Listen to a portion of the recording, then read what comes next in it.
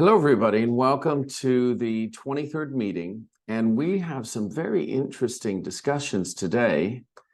One of them is dealing with homographs, so words that are spelled exactly the same but have different pronunciations and indeed different meanings. We're going to look at relative clauses, which I think have some issues with punctuation and this difference between defining and non-defining clauses. We're going to look at those. And then we're going to look at some word building, which I find a little bit difficult. So I'm curious how you will approach it. Now, we will have speaking as we always do, and I want to encourage you to use these opportunities with a speaking partner. So here we have would you rather, and then we have a whole host of options, and you can talk about them. Swim in, I'll do this one, swim in the sea or do lengths in the pool. Now, you might not be familiar with the term lengths. Lengths is swim all the way to one side and back. So that's one length, two lengths, three lengths, four lengths. A little bit difficult to say that word lengths. So I think I'd rather do lengths. I'm a little bit nervous about wading is swimming too far into the sea or ocean or river. So maybe I would prefer the pool. To box or dancing, I think definitely dancing.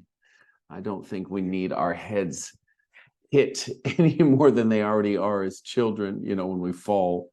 Not sure it's good for the brain. So I would prefer dancing. I think it's a lot better for your, for the brain. All right. That's really interesting. Be the number one table tennis player or the number 100 tennis player. I'm going to guess that the number one of anything that's sort of popular is probably going to be a better option financially. I think the 100th tennis player, I don't know what they would make. We can check it out. But I'm guessing the number one tennis players in China, in Asia, and they are heroes and they're advertising and they make quite a bit of money. So from a financial perspective, probably the number one table tennis player. We say ping pong. What about you? Which one would you rather be, actually? I think that's quite an interesting discussion. Talk about it with your partner, and maybe you want to share your thoughts, your conclusions. We're going to look at words that look the same but are spelled look and spelled the same but are pronounced different. So before we get to that, though, we're going to look at vocabulary and word building. So these they've chosen one here in B that I find a little bit difficult. So you might need to review this list a few times. And let me tell you why it's difficult, especially in the nouns. Some of these we just don't say very much. We don't say very often. We might use the verbs lengthen, strengthen, deepen. So there's a bit of consistency on the verbs. But the nouns, I think, can be a bit tricky. So take a look, think about it, and see if you can come up with them. Now, the answers, of course, are in the back. You can see it. This time we've actually made it a light color. So if you want to print out this, it's not going to take a lot of your ink. And so you've got the answers right here. All right. Then we're going to fill these in and use what we've just learned above in the answers. So here it's pretty obvious with the verbs. I think you add the en for most of them. The nouns, there's a few options. And then you're going to use these once you sort that out. So do be, make sure you understand them before you move to C, because C then is meant to be repetition. So if you're studying this like through the week, what I would do is I would study, if you're not going to study everything in one sitting, then study B, which is right here. Study B on one day, learn the nouns and verbs, and then use C as a review in 2 days. So then you sort of have this spaced repetition, which pedagogists say is this repetition is sort of spaced repetition is sort of ideal. All right, listening and speaking, you are going to do on your own with the audio files. Just a few words I noted because I think maybe you don't know what they mean, or you can guess what they mean, but maybe you've never used them in a sentence or used them yourself. So great elevation. If you get elevation on a jump, you get height. You just go high. Getting into her stride. So when you start a race, you're coming, we say you're coming off the blocks. This is quite an interesting one. You probably don't hear it very often. So you start or come off the blocks. These are the starting blocks. And if you notice in these sprint races, starting blocks, you've got that little, you position your feet to push off and begin. These are called starting blocks, and you don't hit your stride until probably the third or fourth stride or step. In other words, I think they teach you to go a little bit shorter steps to get up to speed quicker, and then you lengthen your stride or you get into your stride. That's the pace you're going to keep for most of the race. A birdie, I'm guessing you don't know what a birdie is, but well, maybe you do. A birdie is, I'll tell you because you might not know, but a birdie is it's in golf, when you need fewer strokes to get the ball in the hole. So every hole in golf has a par. A par means it averages this many strokes to get the ball in the hole. So we have par 5 holes, they're very far away, par 4, which is medium, and par 3, short. And basically what they say is you need 3 strokes to put it in the hole on a short,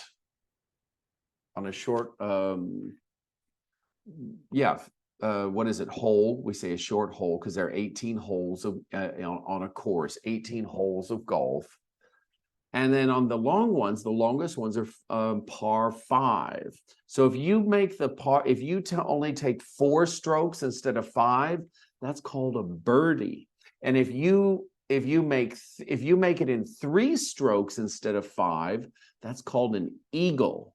An eagle is meaning you're 2 strokes ahead of average. That's very hard to make an eagle, but birdies are pretty common.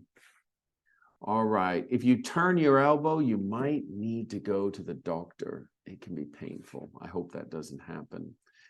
The gap is the distance between you and someone else in sports, probably. Commentary is a very common word. You have commentators who give commentary on sports events. I'm wondering, I know maybe we don't have a lot of sports enthusiasts here. If you're an enthusiast, you're a fan. If we might not have a lot of sports enthusiasts here, but if you do, I'm curious, do you have a favorite commentator? Because some of the best commentators are also some of the most popular. I remember growing up, we had a sports commentator who had a memorable voice. It was just remarkable. There's been no one like him ever since. He could describe things. He could make you excited by the words he used and the tone of his voice, the excitement in his voice. You could get really excited just listening to the game without even watching it. Pretty amazing skill. Now, the verb is to commentate, but you know what? If you would ask most native speakers, they might say to comment, which might be an error. Actually, it's both. To comment, probably both. To comment is commentary, and to commentate is commentary as well. But we don't say commentate much in the US. This is a foreign word, and obviously not so foreign in Britain. So to commentate is not a common word in the US. But commentary and commentator, the person, Most definitely is. Now we're going to look at grammar and the relative clauses. Now you've already been introduced to relative clauses when you were in the intermediate level, the B1 level, you understood, but we're going to review this because now we're going to pay attention to the commas and some of the details, the niceties of this grammar aspect. So the niceties of this grammar aspect are the details. So we're going to pay attention to the details, and that's, I think, one of the great things about reviewing something you already know is that I've made the screen a bit bigger, is that you then can focus on the details. So the first time you introduce, or you're sort of introduced to a topic, you're just trying to get your head around is British, so I'm going to write this down. You're trying to get your head around, this is British, in the US they don't say this. They say to understand, trying to understand just the big picture, what's going on here. And then the second time around, you can focus on some of the details. So look at the options and cross out the one that's not correct. So let's look at this. John McEnroe, very famous tennis player. That won, who won, or whom won? Which one is not correct?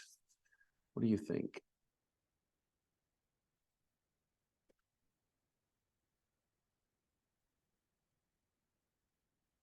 All right. There are two that are incorrect. There's only one that's correct, who. And partly it's because we have a comma. And a comma signifies extra information. So John McEnroe, then between the commas, who won Wimbledon in the 1980s, that's extra information because the core sentence is John McEnroe now works as a sports commentator. So what's between that is extra information that we're sharing. We can't use the word that when we have commas. We can only use which or who. Whom as well, I suppose. But you cannot use that. That is only used for what we call defining clauses, which we'll get to in a minute. And defining clauses don't take a comma. Non-defining clauses do. They're extra information. I'll explain this in a bit. So who is the only option here? He ran the marathon in 2 hours and 22 minutes. Now you can say 2 hours and 22 minutes. You can say 2 hours, 22 minutes. That, what, which was a new record? There's only one answer that's correct, which. Which, because we have the comma. Remember, after the comma, we have who and which. I feel sorry for the players that who lost, or is nothing. I feel sorry for the players lost. I feel sorry for the players that lost. I feel sorry for the players who lost. Which ones or one is correct? As it happens, we have two correct answers, who and that. Now notice there's no comma after players. This means it's a defining clause. You need the information that follows. We need to know lost. We're not sorry for all the players. We only feel sorry for those who lost. It's a defining clause. It's very specific. All right, so two possible answers there. The captain, all right, we have a comma. What do we know here? Now it's a little bit tricky. We know we can't use that because we have a comma. Who or whose? Now this is where it gets a little tricky because who, we can use who when this person is the subject of this noun. But if the person is not the subject, then we use something else like whose or whom. So brother is the subject of plays. Brother governs plays, not the captain. The captain, it's not the captain. If it was the captain who plays, then it's who, but it's his brother. The captain, whose brother? So brother, it's, in other words, the brother of the captain also plays. That's why we have the possessive whose. It's the brother of the captain. Of the captain is possessive.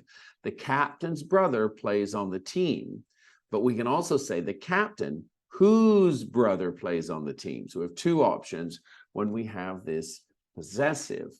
The coach got on well with the players that she trained. That she trained. She didn't get on well with all players.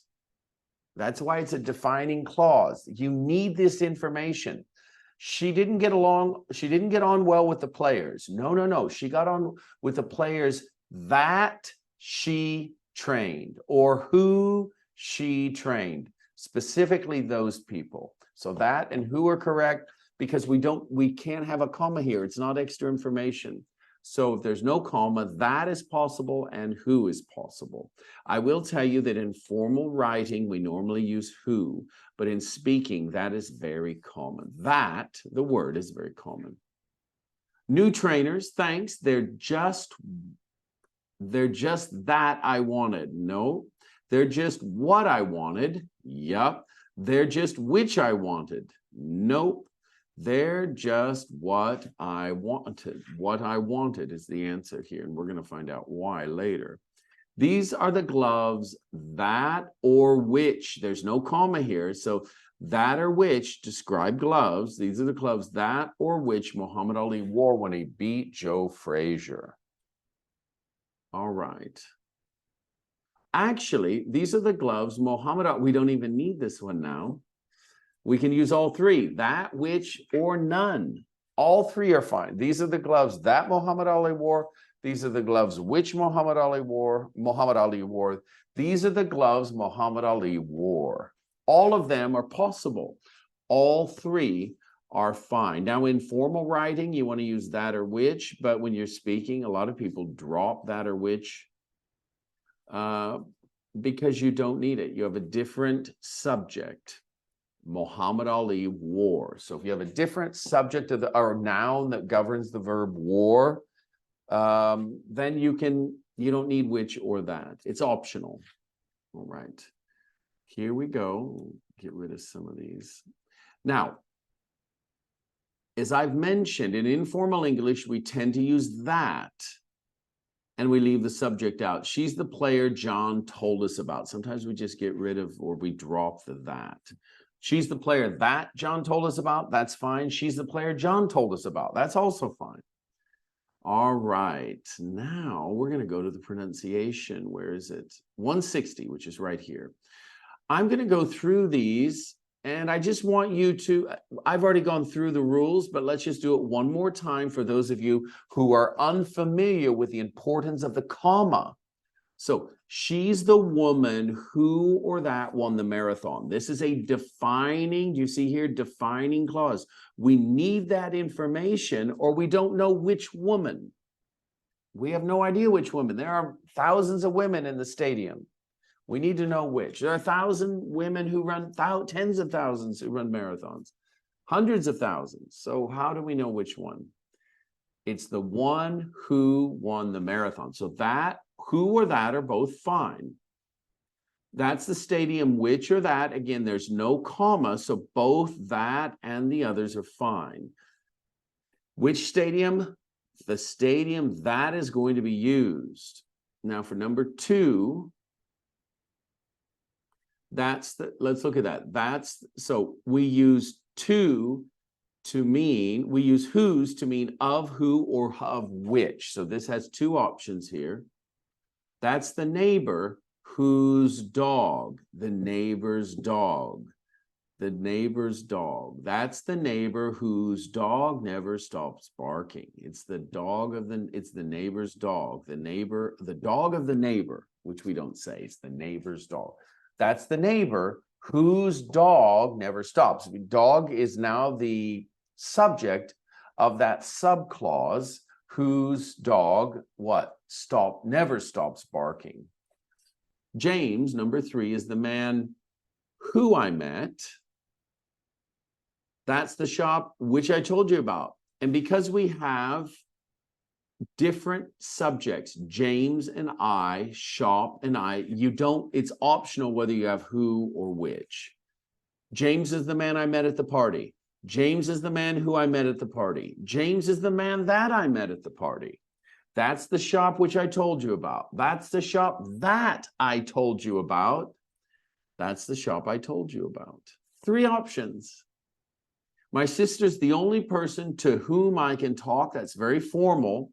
My sister's the only person who I talk to or who I can talk to. That's more conversational English.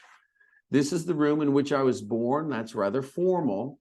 This in which makes it more formal because we naturally say this is the room that I was born in. She told me what she had seen and what I like, but you can read about number 5. What as a relative pronoun can mean the thing or things which. So she told me the thing or the things which she had seen. The thing I like best about London, or the things I like best about London, that means what? What I like best about what here means the things. Now, if you need to practice that or go through it a bit, go ahead and do that because it might be new for you. What I like best about London, that is a noun clause right here. This is all a noun clause here. And the verb is. That's all playing the role of a subject, actually. What I like best about London is. So that's a subject clause or noun clause followed by the main verb is. Now, we move to non-defining clauses, and this is extra information that you can toss out, and the sentence still has meaning. It's grammatically correct. It doesn't have as much detail, but that information isn't necessary to complete the sentence, whereas in the defining clauses, it's necessary. So my brother, we know who your brother is, so we don't need to define it. My brother, who I grew up with, whom I grew up with, actually.